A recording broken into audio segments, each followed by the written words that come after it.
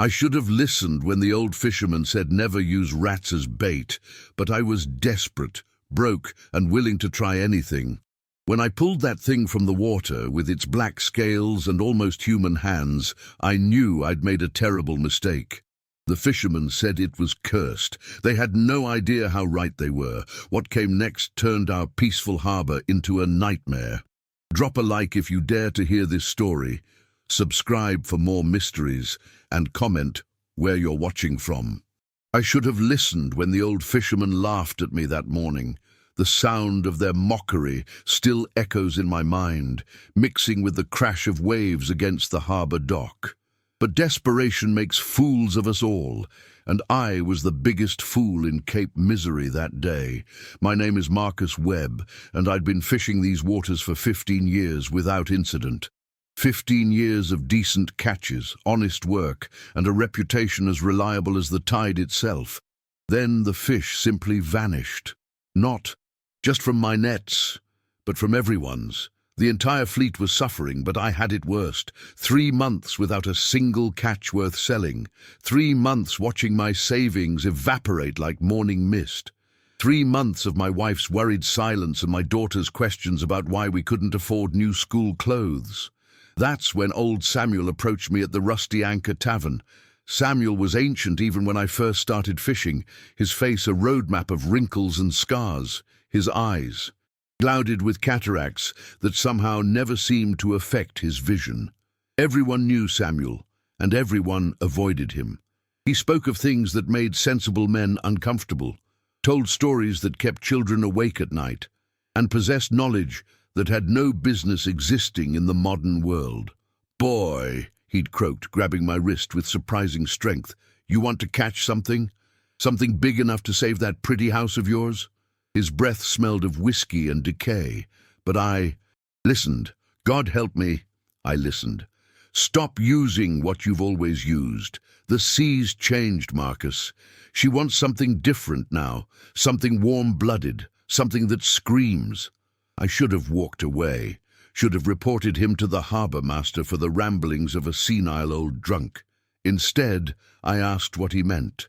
Samuel leaned close, his voice dropping to a conspirator's whisper. "Rats, boy. Use rats.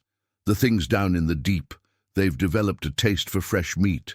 Land meat. You give them what they want, and they'll give you a catch that'll make you rich beyond your wildest dreams." The idea was repulsive. Rats weren't fishing bait. They were vermin, disease carriers, symbols of everything foul and corrupted. But as I lay awake that night, listening to my wife's soft crying from the bathroom where she thought I couldn't hear, Samuel's words haunted me. What did I have to lose? My reputation was already circling the drain, and my finances would soon follow. So I found myself at dawn, down by the old grain warehouse where rats thrived in the shadows. I caught 3 of them, their squealing protests cutting through my conscience like knives. I kept them in a cage in my truck, ignoring the disgusted looks from the other fishermen as I prepared my boat. Thomas Greer, captain of the largest trawler in the fleet, spat at my feet as I passed. "You've gone mad, Webb," he muttered, "using rats. It's unnatural. It's wrong." Maybe it was, but wrong pays bills when right leaves you bankrupt. I motored out past the regular fishing grounds, past the buoys marking safe territory, past the point where most sensible fishermen turned back. The water here was different, darker somehow, as if the ocean floor dropped away into infinite depths. The morning sun seemed dimmer out here, struggling to penetrate the thick mist that clung to the surface like a burial shroud. My hands shook as I killed the first rat quickly, mercifully, and threaded it onto my largest hook. The weight of it felt wrong, obscene even, but I cast the line anyway. The rat's body made a sickening splash as it hit the water, disappearing beneath the dark surface, trailing a small stream of blood. For an hour, nothing happened. I began to feel foolish, imagining the laughter when I returned empty-handed again, this time with the added humiliation of having used rat bait. I was about to reel in the line when it went taut. Not the gentle tug of a normal fish, but a violent, powerful jerk that nearly yanked the rod from my hands. Whatever had taken the bait was strong, stronger than anything I'd ever hooked. The line screamed as it unspooled, my reel smoking from the friction. I braced myself against the side of the boat, muscles straining, heart hammering in my chest. This wasn't a tuna or a marlin. This was something else entirely. 20 minutes of brutal fighting later, I finally saw it rising from the depths. At first, I couldn't process what I was seeing. It looked like a fish, yes, but wrong in ways that made my brain itch. Its scales were an oily black that seemed to absorb light rather than reflect it. Its body was too long, too serpentine, and its head, God, its head was almost humanoid, with eyes that held an intelligence that fish simply shouldn't possess. As I hauled it over the side, the creature's mouth opened, revealing rows of needle-sharp teeth, and something else. Something that looked almost like a human tongue. It made a sound, half hiss, half moan, that raised every hair on my body. The sound echoed across the empty water, and in the distance I swear I heard something answer. The fish, if you could call it that, was easily 6 feet long and weighed more than I did. It thrashed on the deck, its movements disturbingly fluid, almost purposeful. I grabbed my club to dispatch it, but when our eyes met, I hesitated. Those eyes held recognition, awareness, and something that looked disturbingly like accusation. I killed it anyway. I had to.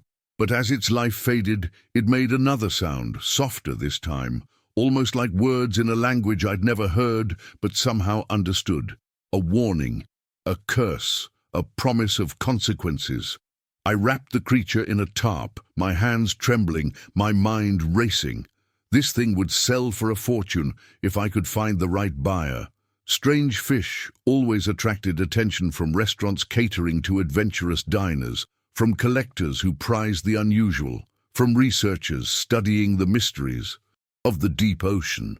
But as I started the engine to head back to shore, I noticed something that made my blood run cold.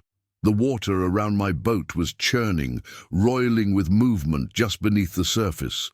Dark shapes circled in the depths, dozens of them, maybe hundreds, all approximately the same size as the monstrosity dying on my deck. They were following me.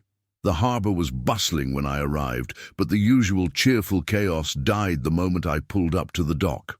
Word travels fast in fishing communities, and somehow everyone already knew I'd caught something. What they didn't know was exactly what that something was.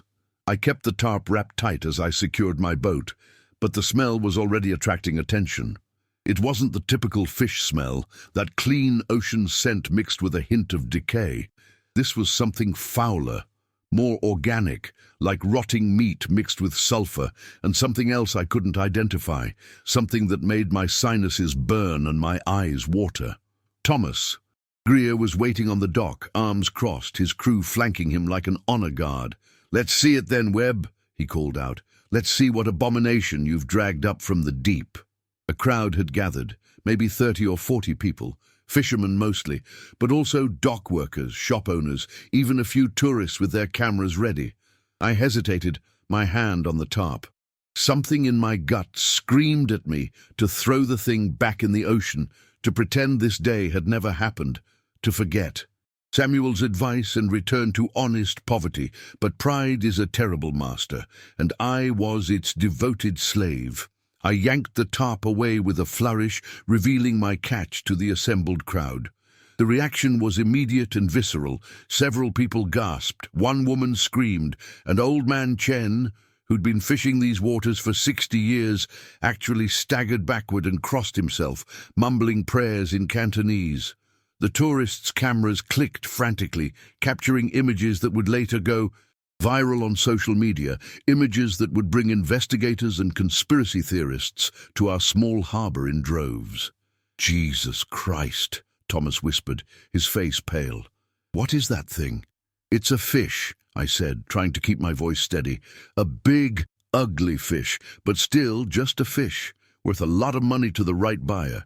"That ain't no fish," Chen spoke up, his voice cracking with age and fear. That's a sea demon. My grandfather told stories about things like this. They're harbingers, omens, of disaster. You've cursed us all, Marcus Webb.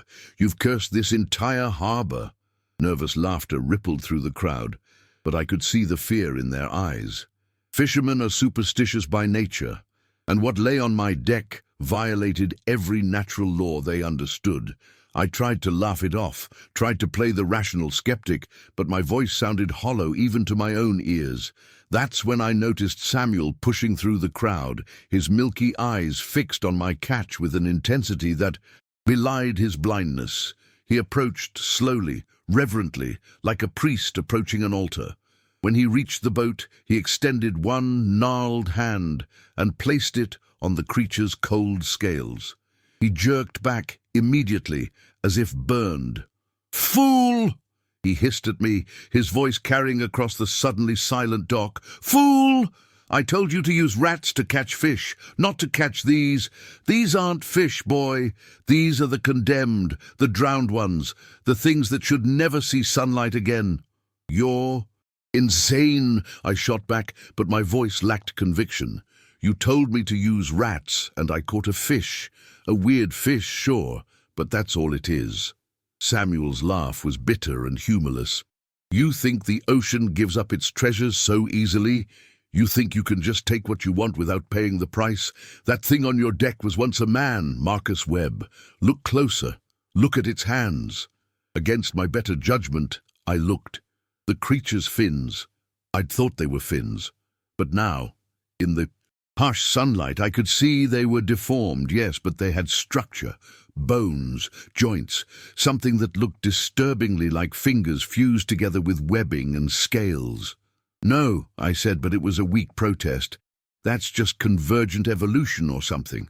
Lots of animals develop similar structures." "Believe what you want," Samuel said, turning away.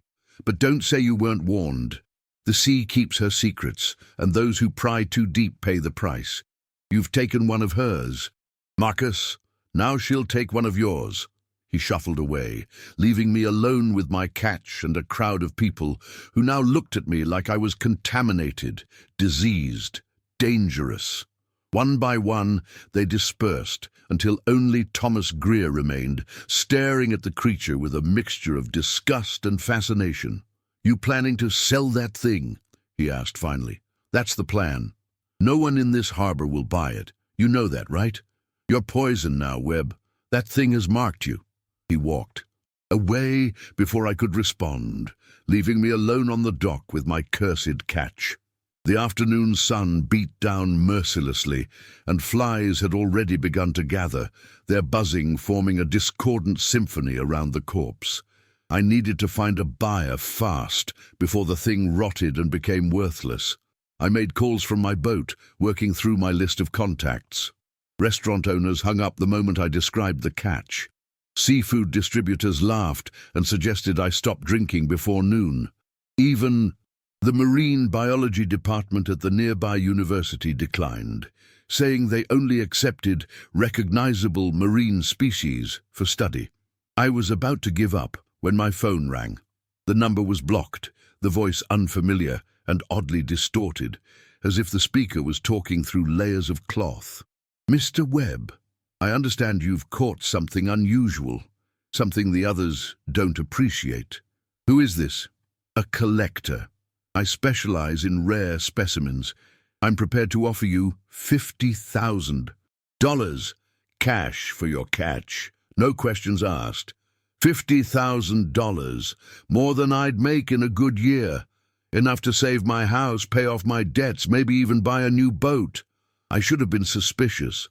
Should have wondered why anyone would pay that much for a rotting monstrosity that no one else wanted.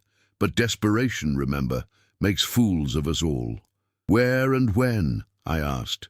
"Tonight. Midnight. The old cannery on the North Point. Come alone and bring your catch. Tell no one.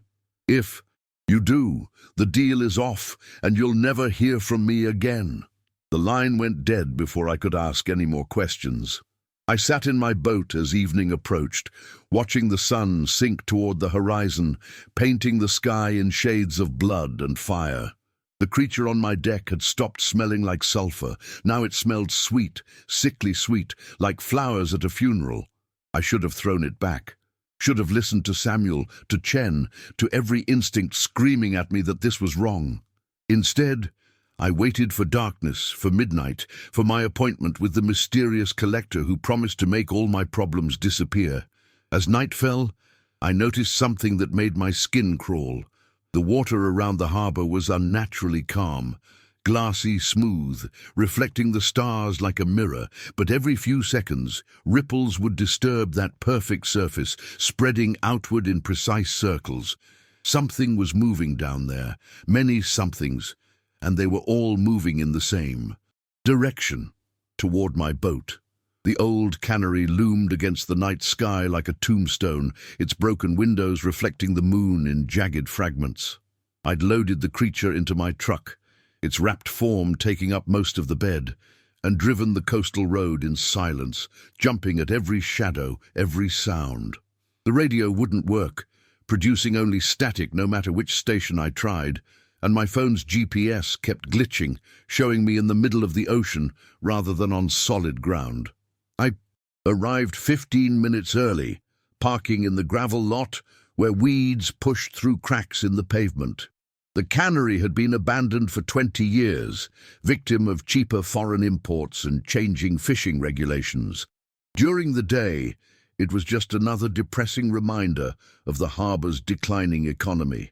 At night, it was something else entirely. The building seemed to breathe, its corroded metal siding expanding and contracting with sounds like wheezing lungs. Shadows moved in the empty windows, though there was nothing inside to cast them, and underneath it all, so faint I almost convinced myself I was imagining it, came the sound of water, lapping against stone, though the ocean was a quarter-mile away. At 11:55, headlights appeared at the far end of the access road. A black van, windows tinted so dark they seemed to absorb light, approached slowly and parked 20 feet from my truck. For a long moment, nothing happened. Then the driver's door opened, and a figure emerged.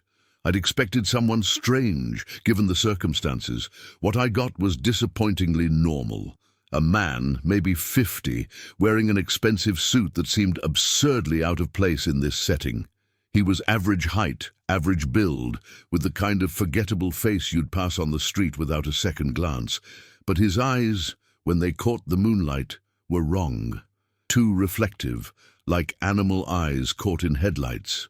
"Mr. Webb," he said, his voice the same distorted quality I'd heard on the phone, though now I realized the distortion wasn't from a bad connection. It was his actual voice, overlaid with something else, like two people speaking in perfect unison. "Thank you for coming. May I see the specimen?" I jerked my thumb toward the truck bed. 50,000 cash, like you said. "Of course." He approached the truck, moving with an odd gliding gait that made it seem like his feet weren't quite touching the ground. When he pulled back the tarp, his reaction was the opposite of everyone else's. His face lit up with genuine joy, the kind of expression you'd see on a child opening presents on Christmas morning. "Magnificent," he breathed, running his hand along the creature's scales. "Absolutely magnificent. Do you know how rare these are, Mr. Webb? Do you understand what you've brought me?" "It's a fish," I said, though I no longer believed it myself. "A weird fish, but just a fish." He laughed, and the sound made my teeth ache. "A fish. Yes, let's call it that, though it was a man once, a very long time ago. A sailor who displeased something ancient and powerful, something that lives in the deepest trenches where sunlight has never reached. His punishment was transformation, and his transformed state is permanent, passed down through generations of his cursed descendants." "You're insane," I said, but my voice was shaking. "Am I?" He turned to face me fully, and in that moment I saw his glamour slip, just for an instant. Beneath the human face was something else, something with too many teeth and eyes that held depths I couldn't fathom. "You used rat bait, Mr. Webb. You offered warm-blooded flesh to things that haven't tasted it in centuries. You woke them up, made them hungry for the surface world again, and now they're coming, not just for food, but for revenge against those who imprisoned them in the deep so long ago. My hand moved toward the gun tucked in my waistband, but I never had a chance to draw it. The man moved with inhuman speed, crossing the distance between us before I could blink, his hand clamping around my wrist with crushing force. "I wouldn't," he said softly. "I'm here to help you, Marcus. That's why I'm paying such a generous price. Think of it as compensation for the burden you're about to bear." He released my wrist and walked back to his van, returning with a steel briefcase that he placed on my truck's hood. He opened it, revealing neat stacks of $100 bills. 50,000 as, "I promised. Count it if you like." I didn't. I couldn't take my eyes off his face, watching for another slip in his disguise. "What burden? What are you talking about?" "The drowned ones are coming, Marcus. They're swimming up from the depths right now, following the blood trail you left when you caught this one. They'll reach the harbor by dawn, and when they do—" He smiled, showing too many teeth. "Well, let's just say your fishing problems will seem quaint in comparison. Why are you telling me this? Why help me if you're one of them?" "One of them." He laughed again. "Oh, Marcus, I'm not one of the drowned ones. I'm something far older, far more patient. I'm a collector of rarities, a preserver of endangered species, you might say.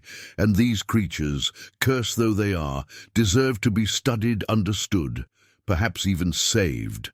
That's why I need you to keep fishing, Marcus. Keep using your rat bait. Catch more of them.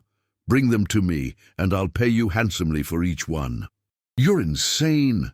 I'm not catching any more of those things." "Oh, but you will, because if you don't, they'll keep coming anyway. At least this way you profit from it. At least this way you have some control.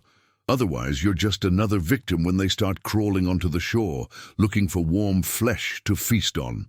He loaded the creature into his van with surprising ease, given its size and weight. Then he handed me a business card, plain white with nothing but a phone number embossed. In black. "Call me when you catch the next one. And Marcus, stay away from the water for the next few nights. If you value your life, stay very far away." The van drove off, leaving me alone with a briefcase full of money and a head full of nightmares.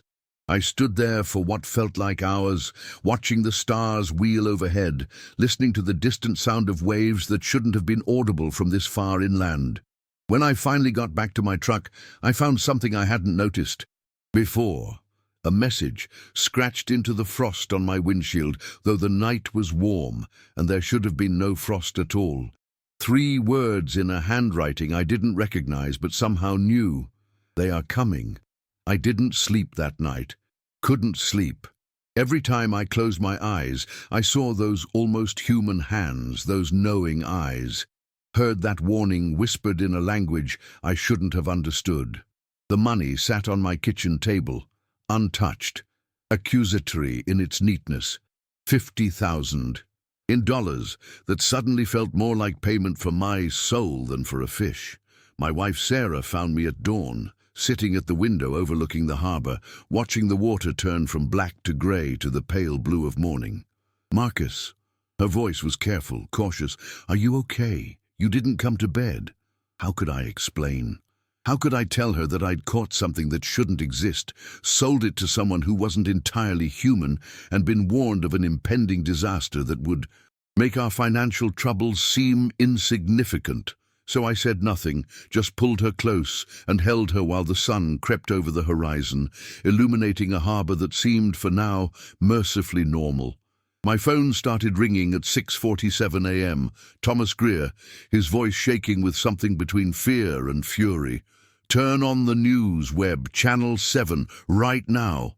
I fumbled for the remote, Sarah's hand tight in mine, and switched on the television. The local news anchor, a woman who usually covered school board meetings and charity bake sales, stared at the camera with barely concealed panic. The image showed overnight reports from harbors up and down the coast. Fishermen in at least 6 locations had reported unusual catches, creatures that marine biologists were struggling to identify. More disturbing were the reports of sounds coming from the ocean during the night, described by witnesses as almost human and like screaming. Local authorities were urging swimmers to stay out of the water until further notice. The image cut to footage from a harbour 300 miles north, shaky phone camera video of something being pulled onto a dock. Even through the poor quality, I could see it was identical to what I'd caught. Same oily black scales, same disturbingly humanoid shape, same dead eyes that held too much intelligence. Sarah's grip on my hand tightened painfully. "Marcus, what is that? What's happening?" Before I could answer, my phone rang again. Then Sarah's phone. Then our landline, which we kept only because Sarah's elderly mother still used it. I ignored them all, watching as the news cycled through more footage, more harbours, more impossible catches. The reporters were trying to remain professional, suggesting unusual migration patterns or undiscovered deep-sea species, but I could hear the strain in their voices. They knew they were lying, knew something was fundamentally wrong, but admitting it would open doors that modern rationality insisted should stay closed. By 10 a.m. my voicemail was full, other fishermen demanding answers, scientists requesting interviews, reporters wanting exclusive stories. And underneath it all, one message that made my blood freeze. Old Samuel's cracked voice, barely above a whisper, telling me it had started. The rising. He said he'd tried to warn me, but I wouldn't listen. They were coming up from the deep places, from the trenches where they'd been imprisoned for centuries. And it was all because I showed them the way with my rat bait, gave them a taste of what they'd been craving. God have mercy on us all, because they certainly wouldn't. I drove to the harbour against Sarah's protests, against every instinct screaming at me to pack up my family and drive as far inland as possible. But I needed to see it myself, needed to know if Samuel's dire prophecy was coming true or if he was just a crazy old man spinning tales. The harbour was chaos.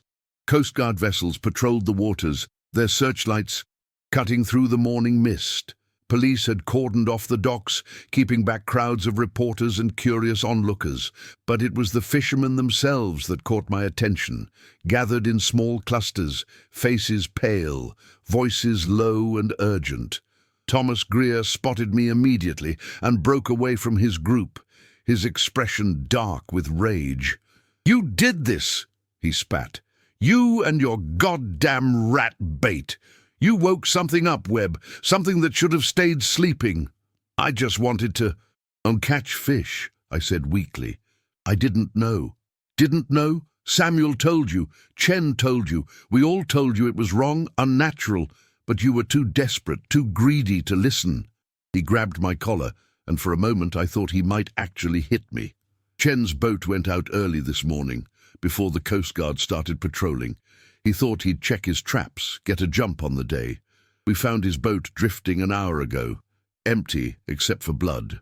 A lot of blood, and marks on the deck, like something climbed aboard from the water." My legs went weak. Chen, who'd fished these waters for 60 years, who'd warned me about sea demons and curses, was gone. Maybe he fell overboard. Maybe the Coast Guard found him. "The Coast Guard didn't find him," Thomas said, releasing my collar with a shove that sent me stumbling backward. "But they found something else, something that came up in their net from the deep water, something that's got the harbour master talking about closing the entire port."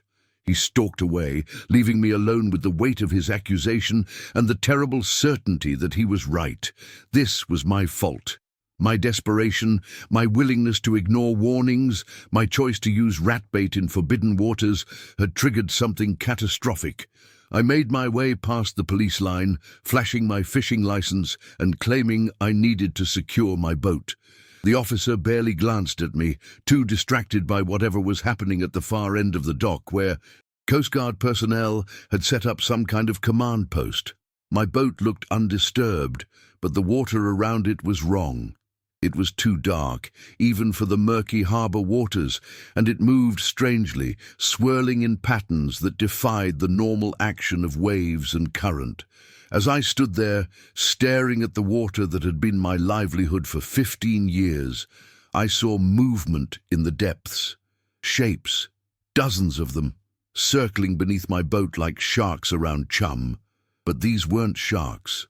I couldn't make out details through the dark water, but I could see enough. The same elongated forms, the same undulating movement, the same suggestion of intelligence and purpose. They'd followed me back from the deep waters. Just as the mysterious collector had warned, they were coming, and my boat was their waypoint, their landmark guiding them toward the shore. A hand fell on my shoulder, and I spun around with a yelp, finding myself face to face with a woman in a Coast Guard uniform, her expression grim. "Mr. Webb, you're Marcus Webb." "Yes, what? Come with me, please. The harbour master needs to speak with you immediately." She led me to the command post, where a ring of serious-faced officials stood around a table covered in maps and charts. The harbour master, Captain Patricia Holloway, looked up as I approached, her eyes hard as flint. "Mr. Webb," she said, her voice clipped and professional, "I need you to tell me exactly what you caught yesterday, where you caught it, and what you used for bait. And before you answer, understand that lying to me right now is a federal offense, given that I'm conducting this investigation under emergency maritime authority." So I told her everything. Samuel's advice, the rat bait, the deep waters beyond the safe zone, the creature with almost human hands, even the mysterious buyer who'd paid $50,000 for a corpse. I left nothing out, watching her expression grow increasingly troubled as I spoke. When I finished, she was silent for a long moment, then turned to one of her officers. "Get Dr. Martinez on the line. Tell him we need a marine biologist who specializes in deep-sea fauna, and we need them here yesterday." She looked back at me. "Mr. Webb, I'm not placing you under arrest, but I am confining you to your boat until further notice. You're not to leave the harbor, and you're definitely not to go back out to those coordinates." "What did you catch in your net?" I asked. "Thomas said you found something." She exchanged glances with her officers, clearly debating how much to tell me. Finally, she nodded to one of them, who pulled back a tarp covering something on the deck behind her. It was another one of the creatures, but this one was different. Smaller, maybe 4 feet long, but its features were more pronounced, more disturbing. The hands were nearly fully formed, with distinct fingers that ended in hooked claws. The face was even more humanoid, with a nose structure, recognizable lips, and eyes that were closed but showed disturbing movement beneath the lids, as if it were dreaming. And the worst part, it was still alive. Its gills fluttered weakly, its chest rose and fell with shallow breaths, and as I watched, one eye slowly opened, fixing me with a gaze that held unmistakable accusation and hunger in equal measure. Captain Holloway quickly covered it again. "That's classified information, Mr. Webb. You've seen it, and now you're going to forget you saw it. Understand?" I nodded numbly and let her officers escort me back to my boat, where they positioned themselves on the dock, clearly there to ensure I didn't leave. I sat in my cabin, listening to the radio chatter as more and more disturbing reports came in. Fishing boats finding their nets torn apart, swimmers at nearby beaches complaining of something brushing against their legs in shallow water, divers refusing to enter the water, claiming they'd seen shadows moving in the depths that were too large, too purposeful, to be ordinary marine life. As afternoon faded to evening, I noticed something that made my stomach turn. The dark shapes beneath my boat had multiplied. What had been dozens was now hundreds, maybe thousands, a roiling mass of transformed flesh and curse-twisted bone, gathering in the harbor like an invading army assembling before a siege. My phone rang, and I knew before I answered who it would be. The collector's distorted voice came through clear despite the static that had plagued my phone. "All day. I hope you're watching, Marcus. This is just the beginning. They'll keep coming until every last one of the drowned ones has risen from the depths. And then—" He paused, and I heard something in the background that might have been laughter or might have been screaming. Then the real fun begins. You've opened a door that's been sealed for centuries, Marcus Webb. The question now is, will you help me close it, or will you stand by and watch as your harbor becomes their feeding ground? How? I demanded. How do I stop this? You can't stop it, but you can slow it. Everyone you catch, everyone you bring to me, is one less that reaches the shore.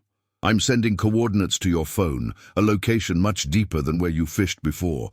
Go there tomorrow at dawn. Use your rat bait, catch as many as you can, and maybe, just maybe, we can save this harbor from drowning in teeth and claws. The line went dead, and within seconds, my phone buzzed with a text message containing coordinates that placed them in waters I'd always been told were too deep, too dangerous, too cursed to fish. I looked out at the gathering darkness, at the shapes still circling beneath my boat, at the Coast Guard vessels trying desperately to patrol waters that grew more hostile with each passing hour. Then I looked at the cabin where I'd spent 15 years earning honest money, where I'd dreamed of the catch that would solve all my problems. Be careful what you wish for, they say. Be careful what you fish for, I'd learned, because sometimes the catch of a lifetime turns out to be the curse of a lifetime. And as night fell over the harbor, as the water began to churn with movement and the air filled with sounds that were almost but not quite human, I made my decision. Tomorrow at dawn, I would return to the deep waters.